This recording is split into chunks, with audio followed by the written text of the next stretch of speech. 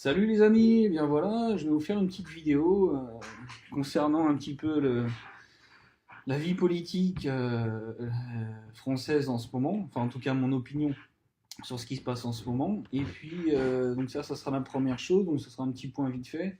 Et la deuxième chose, ce serait pour vous parler de ce machin-là. Voilà, alors qu'est-ce qu'on constate depuis un moment en France? Là, enfin, je voudrais alerter personne, mais là on est à quoi? On est à même pas 3 mois du premier tour de la présidentielle. Et qu'est-ce que nous déballent les médias? Ils nous déballent les casseroles des uns et des autres. Et je crois que les plus grosses casseroles qu'on a pu voir, c'était l'affaire Fillon. Alors, moi, ce qui me choque vraiment dans ce qui s'est passé avec Fillon, c'est que maintenant, ils déballent tout, ils déballent absolument toutes leurs casseroles qu'ils ont au cul via les médias, qui sont de mèche d'ailleurs avec les politiques. Hein. Ça, il faut bien le comprendre. Mais ils le font de manière totalement décomplexée. C'est-à-dire que bon, bah, Fillon, il a tapé allègrement dans la caisse pour nourrir sa famille, emploi fictif. Alors un coup il s'en défend, un coup il s'en défend plus. Coup il va justifier le versement des salaires. Enfin bon, on n'a pas vraiment compris exactement ce qui s'est passé. En tout cas, tout ce qu'on comprend, c'est que ce sont vraiment des fumiers et qui se foutent royalement de notre gueule. Et à le déballer comme ça, matin, midi et soir, je pense qu'on est arrivé à un stade d'humiliation totale. On est arrivé à un stade d'humiliation où ils sont complètement décomplexés, ils en ont strictement rien à foutre. Ils se disent, bon, bah, de toute façon, il y aura toujours des gens pour voter pour nous et nous mettre au pouvoir. Il y a eu aussi Macron. Alors Macron, lui, bon, il a touché des sommes folles, qu'il a mis dans des campagnes. Enfin bon, on n'a pas très très bien compris. C'est pareil. Mais bon, on constate que c'est vraiment un fumier. Le mec, il se dit de gauche, il se dit anti-système, alors que le mec, tout le monde sait qu'il a bossé à la Rothschild, c'est un banquier fini, le mec. Il est juste là pour nous emmerder. Et ça, c'est à même pas 3 mois du premier tour de la présidentielle. Il n'y a rien qui vient sur la table, il y a absolument rien. La seule qui déballe son programme politique, c'est Marine Le Pen, à croire que les médias sont en train de monter Marine Le Pen au pinacle pour qu'elle se fasse élire. Donc moi, tout ça, moi je trouve ça absolument déplorable. Et il y a encore des gens qui vont aller voter pour eux. Et ils vont se servir de quoi? Ben, ils vont se servir de ça. De ça. Alors, ce truc-là, là, ce machin-là, là, qu'on appelle carte électorale, c'est ce qui leur sert à aller au pouvoir. D'ailleurs, donc, je voudrais vous faire un petit résumé de ce qu'il y a de marqué dessus. Je ne sais pas si vous avez fait attention, mais toute l'arnaque du système politique en ce moment en France est marquée dessus. Alors qu'est-ce qu'on peut voir? Chaque personne qui est inscrite sur les listes électorales peut le constater, on l'a tous dans notre portefeuille. Alors, bon, bah déjà, il y a marqué la devise de la République, hein, donc liberté, égalité, François Hollande, hein, fraternité. Alors, bah, liberté, effectivement. Liberté, bah, eux, oui, effectivement, ils sont en liberté. Les mecs, c'est des criminels, il y a ils font des détournements de fonds, il y a des pédophiles, des criminels, Fabius, le Rainbow Warrior, le sang contaminé, bah, le mec, il est en liberté. Donc, effectivement, liberté, ça veut bien dire ce que ça veut dire. Égalité. L'égalité, c'est pas pour nous. Hein. L'égalité, c'est pour eux. Ils sont égaux entre eux, ils touchent tous des malversations, il n'y a aucun problème. Et puis fraternité. Alors la fraternité, là c'est vraiment, là c'est l'explication un petit peu moins, on va dire, loufoque. La fraternité, en fait, ça fait référence à la franc-maçonnerie. La franc-maçonnerie, donc, qui a voulu l'instauration de la République.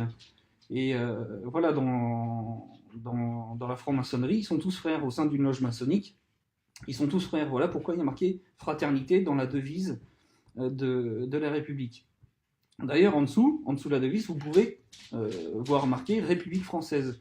Alors, pour ceux qui n'auraient pas compris exactement ce qu'est la République, la République, c'est pas un État, c'est pas une nation, c'est un système politique. C'est un système politique qui a été mis en place, donc qui a été voulu au milieu du XVIIIe siècle, donc, qui a été voulu très clairement par une élite bourgeoise, par les francs-maçons.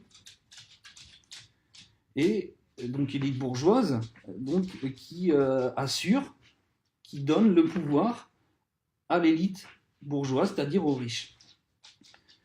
Alors ça s'est traduit comment au départ? Ça s'est traduit... donc il y a toujours une histoire d'argent hein, dans le système républicain. Au début, ça s'est traduit par quoi? Ça s'est traduit par ce qu'on a appelé le vote censitaire. Donc le vote censitaire, c'était déjà des hommes. Uniquement les hommes pouvaient avoir le droit de vote après la Révolution française. Il fallait être âgé de plus de 25 ans et s'acquitter d'un impôt. Donc clairement, le pouvoir revenait aux riches qui élisaient d'autres riches pour gouverner le pays. Mais c'est pas que ça. Alors, il nous parle de république laïque. Alors, en réalité, elle est profondément anticléricale. La vraie signification de la laïcité, c'est l'anticléricalisme profond. C'est exactement ça. Les francs-maçons étaient très clairement anticléricaux. Alors, je voudrais vous informer sur quelque chose. Alors, tout le monde ne le sait pas. Mais en Bretagne, en 1793, après la mort de Louis XVI, quand il a été guillotiné, il s'est passé quelque chose de terrible. Alors je vais vous présenter un objet. Cet objet, le voilà. Vous allez me dire, mais qu'est-ce que c'est? Alors cet objet, donc on appelle ça un scapulaire. Alors c'est une pièce de musée. C'est une pièce qui a traversé les âges. Hein. C'est une pièce qui a plus de 200 ans, qui date de 1793. Et donc c'est une pièce de musée. Donc ça, j'ai récupéré ça du musée de la Chouannerie, à Dole de Bretagne, qui a fermé ses portes là il n'y a pas si longtemps, parce que l'État a arrêté de verser des subventions donc au musée. Il a dû fermer ses portes, et puis le conservateur du musée a dû vendre pas mal de ses pièces. Et moi, j'en ai récupéré une. Alors, qu'est-ce que cet objet en fait signifie exactement? Alors vous voyez là, ici, là, il y a le petit cœur sacré de Jésus, qui est à l'heure actuelle le symbole de la Vendée, mais qui était aussi à l'époque le symbole des Chouans. Donc les Chouans, c'était les soldats bretons qui se sont battus contre l'instauration de la République. Parce qu'en Bretagne, il faut savoir une chose, c'est qu'elle a toujours été attachée à la monarchie. La monarchie leur avait accordé beaucoup de privilèges que la noblesse, et notamment Anne de Bretagne, avait réussi à négocier à la cour de France, à Paris, et notamment la gratuité des routes. Hein. Donc les Bretons étaient très très attachés à la monarchie, puisqu'ils avaient obtenu beaucoup de privilèges. Mais ils étaient aussi très attachés aussi, à la religion. C'était des gens très pieux, et d'ailleurs on le voit sur le drapeau de la Bretagne. En haut à gauche, vous avez les 11 hermines, en fait, qui symbolisent les 11 évêchés de Bretagne. Donc, c'était la division religieuse de la Bretagne. Donc ils étaient très attachés. Et la République était donc premièrement anti-monarchie, qui voulait faire tomber la monarchie pour donner le pouvoir aux riches, et ils étaient profondément anticléricaux. Et ce qui s'est passé, les Bretons évidemment ont résisté, hein, puis on l'a vu avec les bonnets rouges, ils ont quand même cette habitude de résister. Donc, quand les troupes républicaines sont arrivées à Paris, venues de Paris en Bretagne pour mater la rébellion, ça s'est terminé dans un bain de sang. Donc c'était clairement un génocide, parce qu'il y a des dizaines de milliers de personnes, hommes, femmes, enfants, tout confondus, qui se sont fait massacrer parce qu'ils étaient profondément attachés à la monarchie et à la religion. Et le petit cœur que vous voyez là, le cœur sacré de Jésus, qu'on retrouve sur pas mal de tableaux, en fait, ça, donc c'était un petit bout de tissu qui était sur la veste des combattants chouans. Et quand l'un d'eux tombait au combat, donc les camarades encore vivants récupéraient donc le petit cœur là sur la veste et les ramenaient dans la famille. Et donc la famille du défunt donc l'encadrait comme ça, hein, et l'accrochait au mur en souvenir des combats et en souvenir de leurs défunts proches. Voilà. Donc la réalité de la République, elle est là. Alors vous pouvez parfaitement le vérifier en tapant dans Google, vous tapez chouan, chouannerie, ce que vous voulez. Alors, dans l'éducation nationale, à l'école, ils se gardent bien de nous le dire, hein, parce que ça décrédibiliserait totalement le système. Et donc vous pouvez aisément le vérifier. Voilà, donc ça, c'était pour la petite partie donc de la naissance de la République. Alors, évidemment, à l'école, qu'est-ce qu'ils apprennent aux gamins? Ils disent que c'était pour la liberté du peuple, que c'était l'avènement de la démocratie, alors qu'en réalité, le premier vote au suffrage universel était en 1945, donc là où même les militaires, à la fin, ont pu voter. Donc on se fout clairement de notre gueule, hein, et on endoctrine et on manipule les gens dès leur plus tendre enfance via l'éducation nationale. Alors l'importance de l'argent, maintenant en fait ne se fait plus par le vote censitaire. Maintenant elle se fait par la corruption. Donc on a les lobbies, on a les multinationales, les actionnaires qui versent de grosses sommes d'argent aux députés pour qu'ils puissent voter des lois qui vont dans leurs intérêts, pour qu'ils puissent encore faire fructifier leur argent. Donc c'est clairement là, les banques, les assurances, les grandes entreprises versent tout cet argent pour qu'ils puissent voter des lois qui vont toujours aller dans leurs intérêts et jamais dans les nôtres. Donc la République française, c'est ça. C'est ça, la République, c'est ça, c'est rien d'autre que ça. Alors, ensuite, en dessous, République française, qu'est-ce qu'on y voit? Voter est un droit, c'est aussi un devoir civique. Forcément qu'ils vont nous dire que c'est un devoir. On a le devoir d'aller mettre ces fumées de lapin au pouvoir. Ils nous le disent, c'est marqué dessus, hein, c'est un devoir civique. Et comment on va les mettre au pouvoir? Bah, c'est très simple, c'est marqué dessus, carte électorale, en élisant. C'est pas marqué carte référendaire ou carte de citoyen participatif ou actif dans sa société. Non, ça n'a rien à voir avec la démocratie. Le système électoral est complètement antidémocratique, puisque les mecs, on va les mettre au pouvoir via l'élection, et ils vont tout faire à l'inverse de nous. Ils vont tout faire à l'inverse de ce que nous, on veut. Bon, ils se font élire sur des mensonges, mais tout le monde y croit, les gens sont gentils. Les gens sont gentils, ils vont croire à chaque élection, tous les 5 ans.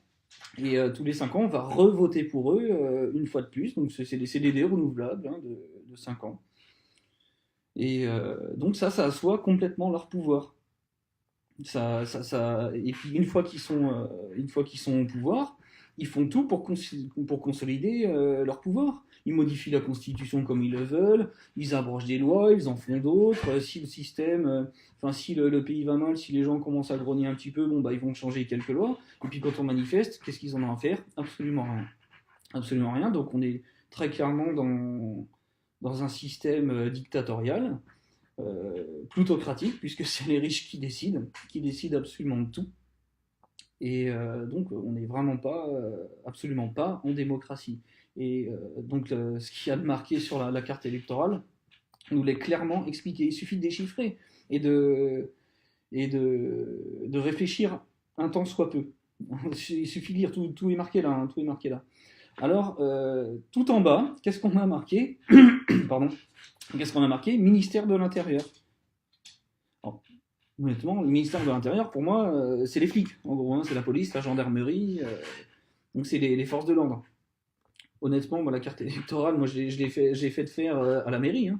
J'ai pas été dans un commissariat, j'ai pas été dans une gendarmerie, donc je vois pas ce que le ministère de l'Intérieur vient foutre là. Alors, moi, j'ai ma petite explication. C'est que, enfin bon, c'est l'ordre logique. Hein. Donc au début, bon, bah, on a la devise, la République française, donc système de riches par les riches pour les riches, qui vont détenir le pouvoir, obtenir le pouvoir par l'élection. Ils vont voter des lois qui seront totalement contraires à nos convictions. Et si on n'est pas content, qu'est-ce qu'ils font? Ils nous envoient le ministère de l'Intérieur, c'est-à-dire les flics. Moi, c'est la seule explication que j'ai de ce truc-là. Si quelqu'un a la vraie explication officielle et institutionnelle, bah, qu'ils me le disent. Bon, moi, j'ai ma petite interprétation humoristique, mais bon, bah, faut qu'on m'explique. Mais pour moi, c'est ça. T'es pas content, t'envoies le ministère de l'Intérieur, parce que bon, bah, évidemment, hein, les mecs qui font des meetings, mais ils sont surprotégés, ils ont peur de nous, très clairement. Et puis avec les événements qu'il y a eu, les manifestations, la claque qu'a reçu Valls, d'ailleurs, salut Nolan, franchement là, tu nous as vraiment redonné de l'espoir. Encore un Breton, j'aime beaucoup les Bretons, je suis Breton aussi. Donc voilà. Donc bah, cette carte ne nous sert absolument à rien. Ce truc-là, c'est de la merde en barre. Ça ne nous sert pas à nous, ça leur sert à eux.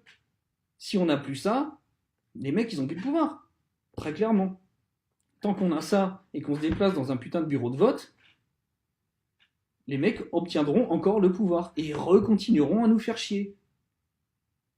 Donc, il faut arrêter de voter. Alors vous allez me dire, oui, mais il y a des gens qui se sont battus pour ça. Mais non, c'est des conneries, tout ça. C'est des conneries. C'est des conneries. D'ailleurs, ce qui nous raconte à l'école et qui rabâche encore aux enfants aujourd'hui, c'est exactement la même soupe qu'ils nous ont servi pour la Libye. La Libye, ils nous ont expliqué que de tuer des gens, que de les bombarder, c'était pour leur bien, c'était pour les rendre libres. Il va falloir nous expliquer comment on rend des gens libres en les tuant, en les massacrant. Ce qui s'est passé en Bretagne en 1793, c'est exactement la même chose qui s'est passé en Libye. Alors que les Libyens vivaient très bien, il y avait un système qui était instauré par Kadhafi qui était très bien. D'ailleurs, il suffit de lire ce petit bouquin. Hein, bon là, c'est pas épais, hein, il n'y a pas grand-chose à lire. C'est Kadhafi qui l'a écrit lui-même, donc là, c'est édité aux éditions Contre-Culture. Et il nous explique que le système libyen était un système où, par exemple, l'eau et l'électricité étaient du service public où les gens y avaient accès gratuitement. Il allait mettre en place un système basé sur les réserves d'or et insoumis au Fonds monétaire international, c'est-à-dire au système bancaire international. Et c'est pour ça qu'il s'est fait massacrer. Et ça, c'est les vraies raisons. Ça, c'est les vraies raisons. C'est pas la démocratie. Non, non, ils veulent installer des banques, ils veulent installer des assurances, ils veulent installer le FMI, ils veulent installer des McDo, ils veulent installer des multinationales véreuses, des actionnaires ultra frauduleux qui vont exploiter les gens, comme chez nous. Comme chez nous. Voilà. Donc, je le répète, cette merde-là ne nous sert absolument à rien. Donc, je vais m'en débarrasser, très clairement. Je vais m'en débarrasser, et pour ça, je vais faire appel à mon assistant. Mon assistant, il a 9 mois, il s'appelle Mendo. Mendo, tu viens? Tu viens? Allez, viens. Allez, viens. Voilà. Voilà, je vous présente Mendo, c'est mon petit braque. Un braque de Weimar, il a 9 mois, et son passe-temps favori, bah, c'est de défoncer des objets. Bon, moi je lui donne plutôt mes vieilles godasses de sécurité, il se défoule dessus, il y a juste la coque qui lui résiste. Mais il aime tout défoncer. Alors là, je vais lui donner ça. Hein? Hein? Tu la veux? Oh oui, c'est de la merde. Hein. Oh oui, c'est de la merde. Hein? Allez, tu la veux? Tu la veux? Tu la veux? C'est pour qui? Ouais, allez. Hein? Ah. Allez, allez. Ah. Allez, allez, tu veux me la bouffer? Ah oui, c'est de la merde. Ah oui, allez. Ah oui, oui. Ah, tu la sens l'émancipation là? Allez, allez. Ah oui, allez. On va s'émanciper de tous ces fumiers. Ça sert plus à rien d'aller voter. Allez, hop, allez, hop, allez. Et voilà. Donc là, il va s'en faire un grand plaisir de défoncer cette carte qui nous sert absolument à rien et surtout qui sert à toute l'oligarchie qui nous contrôle depuis bien des années. Donc si vous avez envie de le faire, allez-y, faites-le.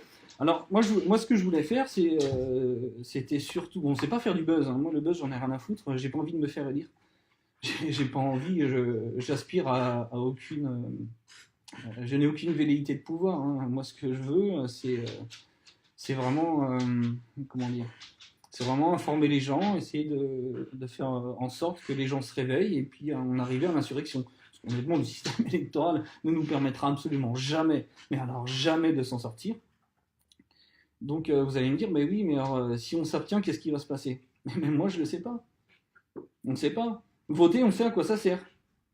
Voter, on sait à quoi ça sert. C'est-à-dire on va mettre au pouvoir nos maîtres qui vont décider de la longueur de notre laisse ou de nos chaînes, ou du poids du boulet. Alors, si on arrive à 80-90% d'abstention aux prochaines élections, peut-être que les mecs ils vont commencer à se poser des questions, peut-être qu'ils vont avoir peur, peut-être qu'ils vont commencer à vaciller, à raconter n'importe quoi et arriver au final à l'insurrection. Mais vous imaginez 80-90% du corps électoral qui prend conscience, c'est une prise de conscience collective. C'est une prise de conscience collective qui peuvent nous amener à renverser le système et à installer une vraie démocratie où on pourra voter nos lois nous-mêmes, comme nous l'explique très très bien Étienne Chouard, et d'arriver à un système qui sera vertueux pour nous et pas pour eux. Donc on ne sait pas exactement ce qui va se passer, mais pour moi c'est un premier pas, une abstention qui pourra éventuellement avoir des effets bénéfiques sur nous. Faut tenter le coup. Faut tenter le coup. Alors, bon, moi, ce que j'aimerais, donc je vous l'ai dit, hein, c'est pas du buzz que je veux faire. Par contre, je veux que ça soit viral. Et donc, je vais reprendre le principe des défis qu'il y avait eu à un moment donné où, bon, là, il y avait eu l'histoire des 22 pompes pendant 22 jours là, pour les militaires, que j'ai trouvé très bien. D'ailleurs, bon, j'en avais fait qu'une série. Parce que bon, j'ai pas non plus énormément de temps, parce que le petit me prend énormément de temps. Mais le principe, j'avais trouvé quand même pas mal, surtout que je suis un ancien militaire, donc bon, j'ai quand même réussi à trouver le temps. Mais voilà, je vais reprendre le principe, donc je vais nominer trois personnes qui seront libres d'en faire autant que moi. Et bon, moi je les identifierai hein, sur la vidéo. Et puis après, bah, de manière virale, ils en nomineront un, deux, ou trois, ou quatre, ou plus, hein, comme ils le veulent. Vous pouvez vous en débarrasser comme vous voulez, vous tranchez le cul avec, vous foutez dans les chiottes, vous la brûlez, faites ce que vous voulez. Mais c'est vraiment le but, hein, c'est que ça devienne viral. Donc ces trois personnes sont dans un premier temps Valérie Barraud. Valérie, je sais que tu as des opinions politiques très proches des miennes, donc je pense que tu vas le faire, en tout cas je l'espère, tu es libre de ne pas le faire aussi. Hein. Donc voilà, donc Valérie Barraud. La deuxième, c'est Thierry Borne. Thierry Borne, on s'est me dire, putain, il se fait pas chier, non, Thierry Borne, quand même. Bah ouais, bah pour que ça devienne viral, parce que je sais que lui a quand même une certaine notoriété sur le net et qui pourra éventuellement répandre le truc via sa page Facebook. Alors Thierry, je sais pas si tu te souviens de moi, on s'était croisés rapidement à Paris au 14 juillet 2015, quand il y avait eu le grand rassemblement là. Donc on avait discuté brièvement. Hein. Moi je me souviens très bien de toi. Hein. Tu avais fait un joli discours derrière l'Assemblée nationale quand on avait été parqué par les CRS. Et voilà, donc je me souviens très bien de toi. Et j'aime beaucoup ce que tu fais. Tu es un mec couillu, de se révolter un petit peu comme ça contre le système, le RSI, et ainsi de suite. Honnêtement, tu es un mec qu'on chie et je te respecte profondément. Voilà. La troisième personne, bah, là aussi, je vais pas me gêner. Je vais nommer Franck Renda, ou Franck Randa, je sais pas comment on dit, il faudra que tu me le dises. J'ai entendu les deux sons de cloche. Donc, Franck Renda, je te respecte aussi énormément. J'aime beaucoup tes vidéos. Ton idée d'abstentionnisme me plaît. Hein. On est sur la même ligne, très clairement. Et ton idée de bureau d'abstention, j'attends de savoir ce que c'est exactement. Le bureau d'abstention, on verra. Je pense que je me joindrai au mouvement. Ça me plaît beaucoup. Voilà. Donc, les trois personnes nominées, donc Valérie Barraud, Thierry Borne et Franck Lenda. Voilà, donc après, vous pouvez très bien commencer aussi une chaîne, il n'y a pas de souci, hein, n'attendez pas de vous faire nominer. Hein, c'est ça l'émancipation, hein, c'est de commencer les choses soi-même. C'est pas d'attendre que les autres commencent à créer des mouvements, et voilà. Donc c'est l'émancipation, ça passe par l'investissement personnel et commencer les choses. Voilà. Donc moi j'ai fait mon petit truc. Les trois personnes que j'ai nominées, bah écoutez, faites-le ou pas, la décision vous revient. Mais je l'espère vraiment et que j'espère que ça deviendra viral. Voilà. Allez, Kenavo Danol.